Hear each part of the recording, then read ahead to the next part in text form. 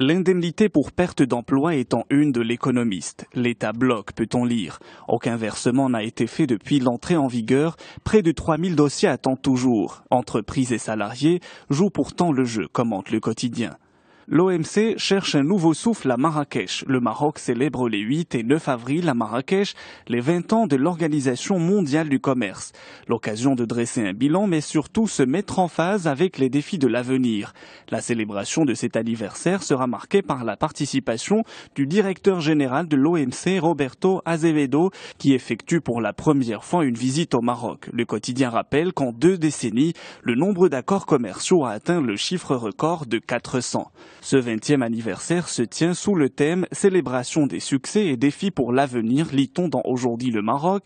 L'événement devrait accueillir près de 300 représentants du secteur privé de la société civile qui sont actuellement en conclave à Marrakech, avec à l'ordre du jour plusieurs panels et débats.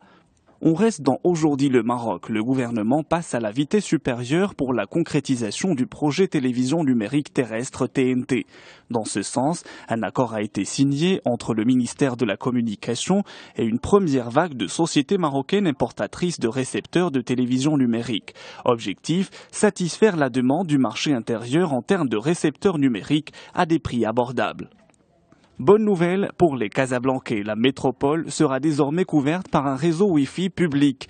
Le Matin nous informe que la ville de Casablanca et les 3 opérateurs télécoms nationaux viennent de signer une convention de partenariat pour la mise en place du Wi-Fi outdoor dans les espaces publics. Cette convention, conclue le 3 avril, vise à mettre à la disposition des Casablancais l'accès aux services Wi-Fi dans 10 zones de la ville. Les Échos titrent sur le dialogue social, à nouveau dans l'impasse. Après l'ultimatum donné par les centrales syndicales en vue de formuler des réponses favorables à leurs demandes les plus urgentes, le gouvernement reste imperturbable, écrit le quotidien.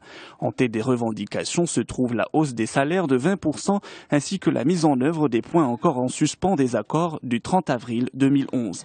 Une réunion est attendue demain, jeudi, entre les leaders de l'UMT, la CDT et la FDT pour mettre en œuvre leur stratégie face au gouvernement. Dans la presse algérienne, le roi du rail, Cheb Khaled, a été condamné vendredi dernier par le tribunal de grande instance de Paris pour avoir plagié la musique d'un auteur algérien, Cheb Rabah, pour la composition de son plus gros tube international, Didi. Information rapportée par El Watan. Le tribunal a notamment condamné Cheb Khaled à restituer à Cheb Rabah les droits d'auteur perçus pour la composition de l'œuvre Didi, commercialisée à partir de 1991 au titre de son exploitation dans le monde, mais pour une période postérieure à juin 2003. L'avocat de Cheb Khaled a annoncé son intention de faire appel du jugement. On reste en Algérie. Le Premier ministre Abdelmalek Slal est attendu jeudi dans la wilaya de Ouargla, lit-on dans Liberté. Annoncé à plusieurs reprises avant qu'elle le soit à chaque fois annulée pour des raisons connues de tous, la visite du Premier ministre à Ouargla dans le sud est enfin programmée officiellement pour demain jeudi. Hormis les officiels et les relais du pouvoir, la société civile, la vraie de cette wilaya, a toujours affiché son hostilité aux autorités publiques, souligne Liberté. En France, un nouveau pic de pollution est attendu ce mercredi à Paris, nous informe Le Monde.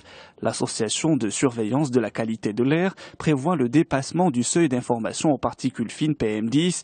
La ministre de l'écologie Ségolène Royal a indiqué avoir demandé au préfet de réunir les élus de la région mercredi matin et d'être prêt à déclencher le seuil d'alerte qui prévoit notamment une limitation de la vitesse à 20 km à l'heure, pas d'épandage, de pulvérisation d'engrais, la réduction de la pollution industrielle et l'interdiction des brûlages. La pollution atmosphérique, en particulier celle liée aux particules, a des effets avérés sur la santé et contribue au développement de pathologies chroniques, rappelle le Parisien. La pollution est aussi nocive que le tabagisme passif.